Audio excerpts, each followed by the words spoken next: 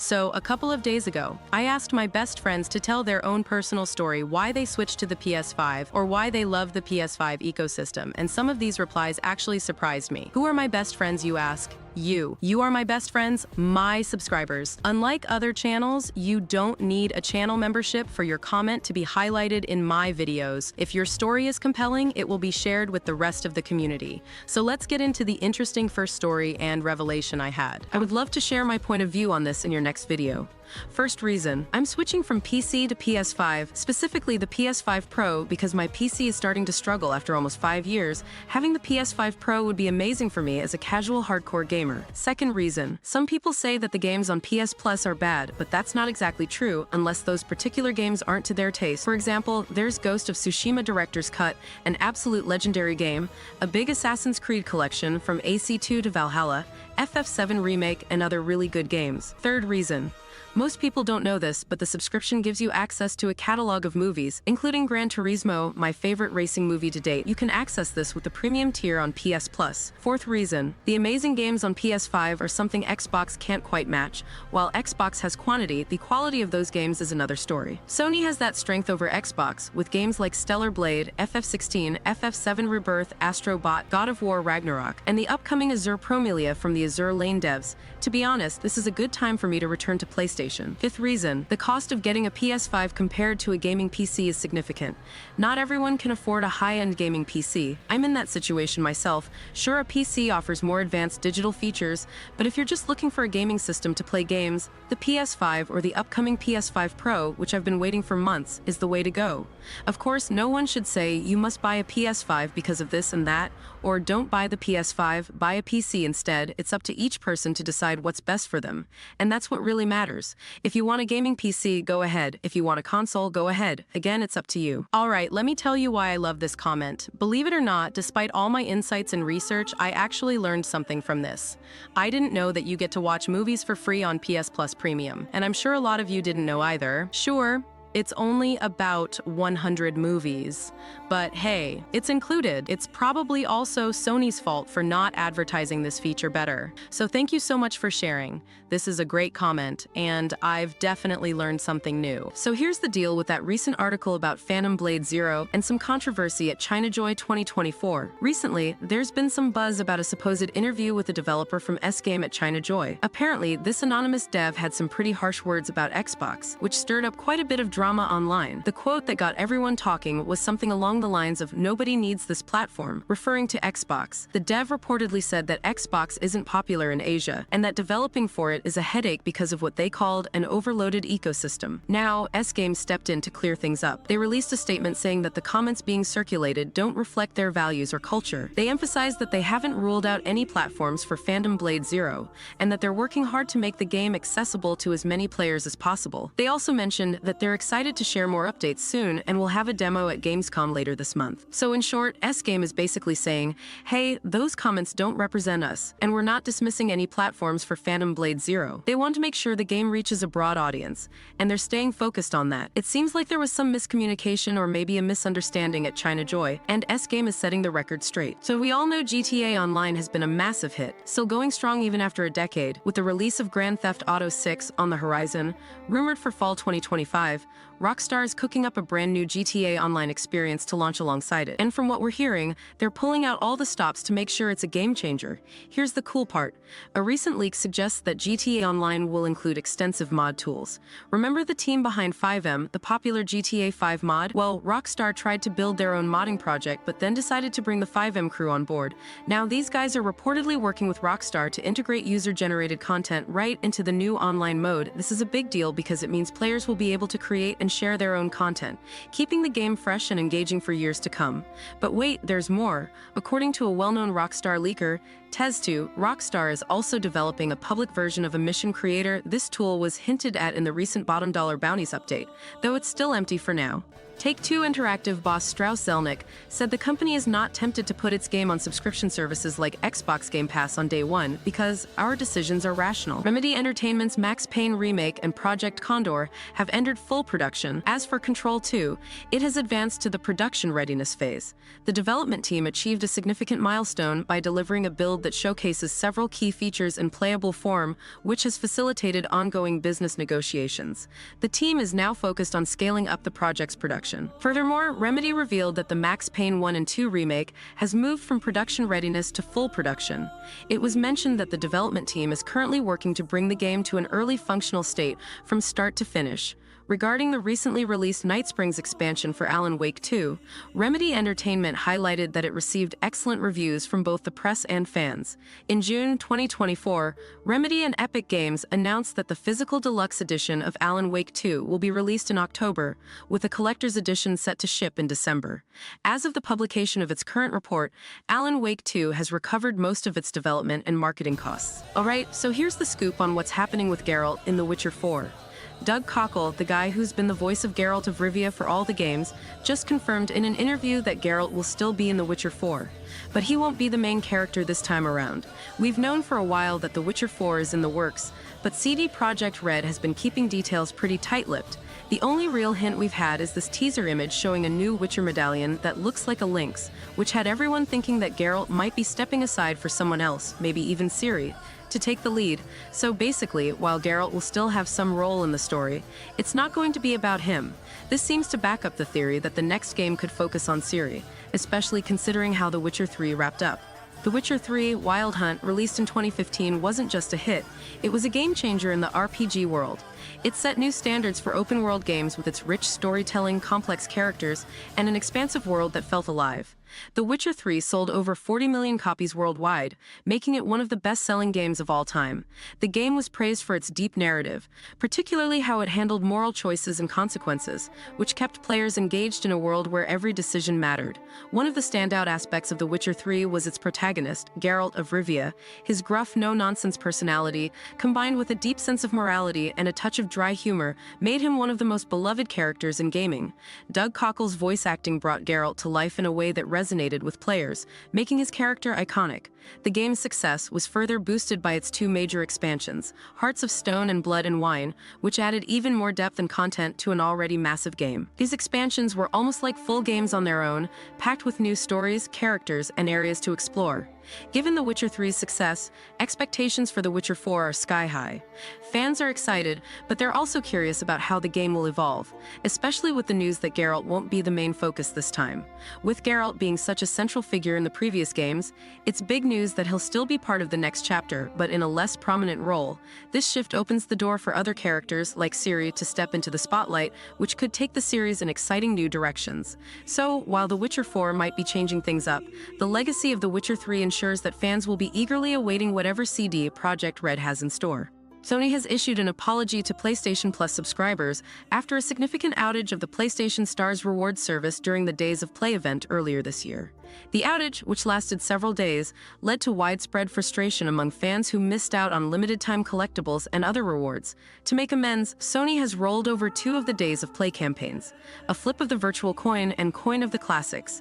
These campaigns offer players a chance to earn digital collectibles by playing specific games.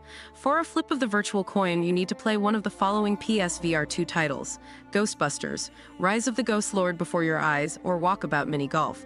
Meanwhile, Coin of the Classics is a bit easier, requiring you to play either Tomb Raider Legend, Star Wars, The Clone Wars, or Sly Cooper and the Thievius Raccoonus. However, there's a catch.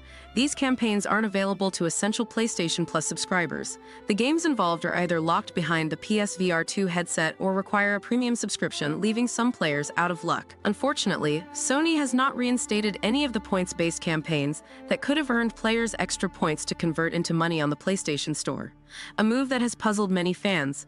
This gesture of goodwill, while appreciated by some, has left others feeling that more could have been done to compensate for the outage. The limited accessibility of the rolled-over campaigns, combined with the exclusion of essential subscribers, has led to further questions about Sony's approach to customer service. Alright, here's the scoop on what's happening with Helldivers 2. Following the recent update, Escalation of Freedom, some changes to the game's fire-based weapons have stirred up quite a bit of controversy among the players. The fire damage nerfs, in particular, have sparked a backlash, and it's serious enough that the game's recent Steam reviews have dropped from mostly positive to mixed, which is a pretty significant shift. To give you some context, over 2,000 negative reviews have flooded in since August 6th, reflecting the community's frustration with how these changes have affected the gameplay. Despite the backlash, Arrowhead Studios, the game's developer, isn't just ignoring the criticism. They've been open about it, with their community manager acknowledging the feedback on various platforms like Reddit, Discord, and Steam reviews. In response, Arrowhead has stated that they're actively discussing how to address the concerns raised by the community. They've also released a new war bond called Freedom's Flame, which ironically includes the same flames that have caused all the fuss. On Twitter, Arrowhead CEO Shams Jorjani has been directly engaging with players, mentioning that they've received tons of feedback and that the team is evaluating the update while planning the next steps. He hinted at a possible hotfix or small patch coming soon, which could address some of the balance issues, although it seems like some changes will take longer to implement. He also mentioned that a test server for future updates is on their wish list, which could help prevent issues like this in the future. So, if you're thinking about jumping back into Helldivers 2 despite the ongoing controversy, the new war bond might be worth checking out. And if you have thoughts on the update, feel free to join the conversation because it looks like the developers are listening. In an interview with Polygon that took place at the Game Developers Conference, Spencer spoke about the success of handheld devices and the level of innovation these manufacturers are bringing to the world of gaming. He referenced traveling with a Lenovo Legion Go, one of the most capable handheld units, but stressed that it could be so much more like an Xbox. "I want my Lenovo Legion Go to feel like an Xbox. I'm on the airplane, and I have this list of everything that makes it not feel like an Xbox. Forget about the brand. More like, are all of my games there? Do all my games show up with the saves that I want? I want to be able to boot into the Xbox app in a full screen, but in a compact mode. And all of my social experiences are there. Like, I want it to feel like the dash of my Xbox when I turn on the television." According to the write-up published by Polygon, Spencer is considering two approaches to a handheld Xbox-based experience, one driven by hardware and the other by software. There's the option to create a proprietary handheld console, and then there's the option to improve the Xbox software experience on compatible devices like the Windows 11-powered Asus ROG Ally or the Lenovo Legion Go. Phil Spencer and his team are yet to officially reveal that Microsoft is looking to create a handheld Xbox-based device, but it's on the tip of everyone's tongues and only seems like a matter of time. PlayStation's limited edition Astro Bot Dualsense controllers are flying off the shelves faster than you can say Astro Bot. They went up for pre-order on Friday, August 9th, and as of now, they're already sold out at pretty much every major retailer like Target, Walmart, Best Buy, GameStop, Amazon, and even PlayStation's own site. This controller is decked out in blue and white, with adorable touchpad eyes that nod to the Astro Bot game. It's not just about the looks though, it's got the same great features as the standard DualSense controller, like adaptive triggers and haptics, which means you get the full gaming experience. The launch for this controller coincides with a new Astro Bot game dropping on September 6th. It's priced at $79.99, which is pretty reasonable for a special edition, but if you missed out, some folks are already flipping them on eBay for around $150. There's been a lot of frustration from gamers who couldn't get their hands on one because the Sony site was a mess with long waits and crashes. It's almost like the hype around this controller is surpassing the excitement for the PS5 launch itself. Sony's done limited edition controllers before, like ones for Spider-Man, Final Fantasy, and God of War, but it looks like Astro Bot has struck a special chord with fans. So if you're into collecting cool gaming gear or just love Astro Bot, you might need to keep an eye out for any restocks or just grab one on the secondhand market, though that'll cost you a bit more. And speaking about Astro Bot, we got the scoop on the file size. A tweet from Jenki_JPN showed the back of Astro Bot's physical box, which has a blurb that says players will require 66 gigabytes of space. When compared to Astro Playroom and its file size, that is a substantial size increase. For reference, the file size of Astro's Playroom is 11.7 gigabytes, which means Astro Bot is 6 times larger than its predecessor. Unlike Playroom, Astro Bot is a full-length sequel and is a fully fledged 3D platforming experience. In a major twist, the entire campaign for Black Ops 6 has been leaked online more than 2 months before its official release. The leak, which surfaced on X, formerly Twitter, through user at Kiviku, includes cutscenes extracted from the beta build. Although the footage lacks audio, it's creating quite a buzz.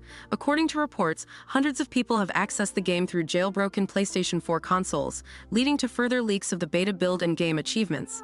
Activision is actively pursuing these leaks with DMCA takedowns and cease and desist to clamp down on the most significant offenders. So far, the Zombies mode remains unscathed, but with ongoing data mining, it's only a matter of time before that too might be leaked. Developers are reportedly frustrated and disheartened by the situation, as this level of leakage is unprecedented for the Call of Duty franchise. One developer shared their disappointment, saying it's a letdown to have their big reveal spoiled in this way. Black Ops 6 is still set to officially launch on October 25th for PlayStation 4, PlayStation 5, Xbox One, Xbox Series SX, and PC. The multiplayer component will be unveiled at the COD Next event at the end of August. To be honest, these are the kinds of leaks I like to avoid. When it comes to hardware leaks, like those for the PS5 Pro, PS5 Slim, or Xbox, I'm all in, but if you leak the full cutscenes or story of a game like Spider-Man 2, I'm not even going to look. Why? Because I want to experience the story myself. These leaks ruin the enjoyment and surprise of discovering the story as you play. So here's the latest buzz. Xbox Game Pass subscribers are about to see their bills go up. Yep, Microsoft has decided to raise the price of every version of the service by a whopping 33%. This was kinda expected given the recent controversies and issues Xbox has been facing, but it's still a tough pill for many fans to swallow. People are really not happy about this. Over on Reddit, a lot of users are venting their frustration, saying they might even cancel their subscriptions. The main gripe is that the price hike feels unjustified, especially since many Xbox exclusives haven't exactly wowed gamers lately. Some folks are even blaming Call of Duty, arguing that if it's causing the price increase, it's not worth it. There's also a lot of chatter about how Microsoft previously promised not to raise Game Pass prices, so the sudden increase feels like a betrayal to some. With the cost of living going up everywhere, many are considering just buying games individually instead of paying for a subscription they might not use. Microsoft hasn't yet given a clear reason for the price hike, and it seems they're hoping that the popularity of Call of Duty will make up for any lost subscribers. For now, Xbox Game Pass is still a great way to try out tons of games without buying each one, but with more and more game demos available, some might opt to just pick and choose a few games each year instead. It'll be interesting to see how this all shakes out for Microsoft's sales and the future of Game Pass. Alright, so here's the deal. More Xbox fans are making the switch to PS5 lately, and it's definitely catching people's attention. Here's why this is happening. PlayStation has been dropping some seriously awesome exclusive games like Spider-Man 2, Horizon Forbidden West, Stellar Blade, Helldivers 2, even not-so-great games like Rise of the Ronin, and Final Fantasy Rebirth. Regardless, you have options on PS5 even this year. And let's be honest, who doesn't want to play as Spider-Man or Wolverine? If these games were on Xbox and not PlayStation, you better be sure it'd be on Team Xbox. For gamers who want those special titles you can only get on PS5, it's making the switch pretty tempting. And let's be honest, 90% of games that are on Xbox are on PS5. Sometimes it's about where your friends are hanging out. If more of your gaming buddies are moving to PS5, it makes sense to join them to stay connected and enjoy the same games together. So it's not just about ditching Xbox. It's about what PS5 is offering right now and how it fits what gamers are looking for. It'll be interesting to see how this trend develops and how Xbox responds to keep their community engaged. Wow, check out these videos.